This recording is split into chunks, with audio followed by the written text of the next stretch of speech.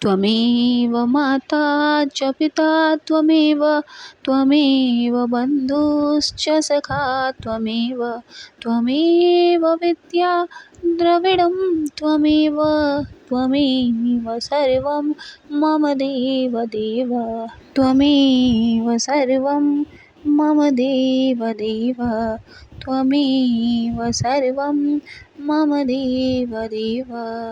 राधे कृष्ण दोस्तों। तो चलिए अब शुरू करते हैं वैशाख माह के कथा का महात्म्य सुनते हैं। अध्याय 4। राजा कीर्तिमान के शासन काल में सभी मनुष्य वैशाख धर्म के पालन में तत्पर होकर सभी के सभी जो है वो स्वर्गलोक में जाने लगे। इससे ना पूरी यमपुरी सुनी हो गई और उनके ऐसा कहने पर भगवान विष्णु जो है हंसते हुए बोले, मैं लक्ष्मी को त्याग दूंगा, अपने प्राण शरीर श्रीवत्स कौस्तुभ मणि वैजंती माला श्वेत द्वीप वैकुंठ धाम क्षीर सागर शेषनाग और गरुड़ जी को भी छोड़ दूंगा, लेकिन अपने भक्त का मैं त्याग नहीं कर सकूंगा, जिन्होंने मेरे लिए सब तरह के भोगों का त्याग करके अपने जीवन तक को मुझे सौंप दिया, जो मुझ में मन लगाकर मेरे स्वरूप को हो गए हैं, उन महाभाग भक्तों को मैं भला कैसे त्याग सकता हूँ। राजा कीर्तिमान को इस पृथ्वी पर मैंने 10,000 वर्षों की आयु दी है, उसमें से 8 वर्ष तो बीत गए हैं, शेष आयु और बीत जाने पर उसे मेरा सायुज्य प्राप्त होगा। उसके बाद पृथ्वी पर बेन नामक दुष्टात्मा का राजा होगा, जो सभी वेदोक्त महाधर्मों का लोप कर देगा। उस समय वैशाख मास के धर्म में छिन्न भिन्न हो जाएंगे सारे नियम। बेन अपने आप ही पाप से भस्म हो जाएगा। इसके बाद मैं अपने भक्तों के द्वारा सभी धर्मों का प्रचार करूंगा। उस समय लोगों में वैशाख मास के धर्म को भी प्रसिद्ध करूंगा। सहस्त्रों मनुष्यों में कोई ऐसा होता है जो मुझ में अपने मन प्राण अर्पित करके अपना सब कुछ मुझे समर्पित कर देता है और मेरा भक्त बन जाता है। जो भी ऐसा करता है वही मेरे धर्मों का प्रचार भी करता है और इस वैशाख मास के सभी नियमों का पालन भी करता है। राजा के द्वारा समय अनुसार आपके लिए जो भी भाग दिया जाता है, लोक में जो भी कोई वैशाख मास का व्रत करता है वो आगे जो है बहुत सारे महाधर्म के पालन को करते हुए आगे बढ़ता चला जाता है और उसके मन में कभी भी कोई विघ्न उपस्थित नहीं होता। यमराज को इस प्रकार का आश्वासन देकर भगवान विष्णु वहीं से अंतर्ध्यान हो गए। श्री ब्रह्मा जी भी अपने सेवकों के साथ सत्यलोक को चले गए। उनके बाद यमराज जी भी अपनी पुरी को पधार गए। वैशाख मास की पूर्णिमा को पहले धर्मराज के उद्देश्य से जल से भरा हुआ घड़ा, दही और अन्न देना चाहिए। उसके बाद पितरों, गुरुओं और भगवान विष्णु के उद्देश्य से शीतल जल, दही, अन्न, पान और दक्षिणा फल के साथ कांसे के पात्र में रखकर ब्राह्मण को देना चाहिए। भगवान विष्णु की दिव्य प्रतिमा वैशाख माह में कथा सुनाने वाले दीन ब्राह्मण को जरूर देनी चाहिए। उस धर्म वक्ता ब्राह्मण अपने धन से पूजित भी करना चाहिए। राजा कीर्तिमान ने सब कुछ उसी प्रकार किया जैसा उन्हें बताया गया। उन्होंने पृथ्वी पर मनोवांछित भोगों को त्याग कर लोगों की सेवा की है। शेष आयु पूरी होने के बाद पुत्र पौत्र आदि के साथ श्री विष्णु धाम को प्रस्थान भी किया।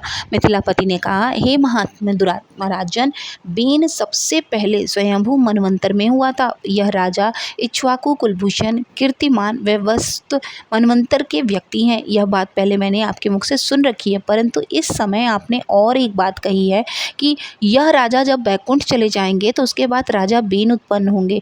मेरे इस संशय को आप दूर कीजिए। तब श्रुतदेव ने कहा, राजन, पुराणों में जो विषमता प्रतीत होती है वह युग भेद और कल्प भेद की व्यवस्था के अनुसार है।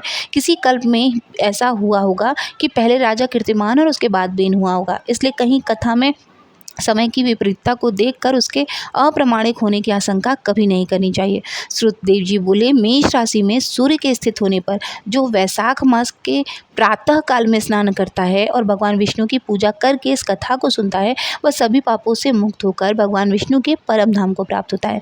इस विषय में प्राचीन इतिहास बताते हैं कि जो सभी पापों का नाशक, पवित्र, कारक, धर्मानुकूल, वंदनीय और पुरातन है, गोदावरी के तट पर शुभ ब्रह्मेश्वर क्षेत्र में महर्षि दुर्वासा के जो 2 शिष्य रहते थे, जो परमहंस ब्रह्मनिष्ठ उपनिषद विद्या में परिनिष्ठित और इच्छा रहित थे। वे भिक्षा में मिले हुए भोजन से ही अपना पेट भरा करते थे और पुण्यमय जीवन बिताते हुए गुफा में रहते थे। उनमें से एक का नाम था सत्यनिष्ठ और दूसरे का नाम था तपोनिष्ठ। वे इन्हीं नामों से तीनों लोकों में विख्यात थे। सत्यनिष्ठ हमेशा भगवान विष्णु की कथा में तत्पर रहते थे। जब कोई श्रोता या वक्ता नहीं होता था तब वे अपने नित्य कर्म को क्रिया किया करते थे। अगर कोई श्रोता उपस्थित होता तो वे निरंतर उसे भगवत की कथा ही सुनाया करते थे, और अगर कोई कथावाचक भगवान विष्णु की कल्याणमयी पवित्र कथा कहता तो वे अपने सभी कर्मों को समेट कर उसे सुनने में तत्पर होकर कथा को सुनने लगते थे। वे अत्यंत दूर के तीर्थों और देव मंदिरों को छोड़कर तथा कथा विरोधी कर्मों का परित्याग करके भगवान के दिव्य कथा सुनते और श्रोताओं को फिर बाद में स्वयं भी सुनाते थे। कथा समाप्त होने पर भी सत्यनिष्ठ अपना बाकी बचा हुआ कार्य पूरा किया करते थे। कथा सुनने वाले पुरुष को जन्म मृत्यु संसार बंधन की प्राप्ति नहीं होती, उसके अंतःकरण की शुद्धि होती जाती है।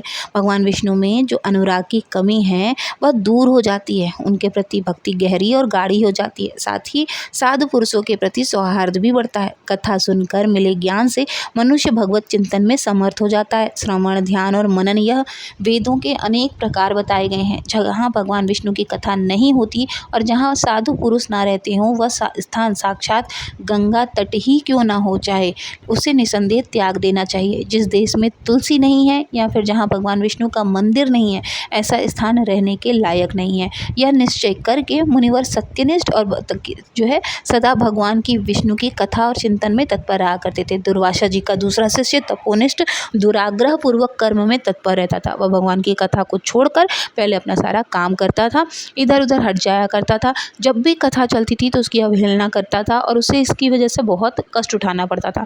आखिरकार कथापरायण सत्यनिष्ठ ने ही उसको संकट से उद्धार उसका किया था। जहाँ लोगों के पाप का नाश करने वाली भगवान विष्णु की पवित्र कथा होती है, वहाँ सब तीर्थ और अनेक प्रकार के क्षेत्र स्थित रहते हैं। जहाँ विष्णु कथा होती रहती है, वहाँ सब तीर्थ और अनेक प्रकार के क्षेत्र स्थित रहते हैं। जहाँ विष्णु कथा रूपी पुण्यमय नदी बहती रहती है, उस देश में निवास करने वाले मनुष्य को हमेशा मुक्ति ही हाथ में मिलती है।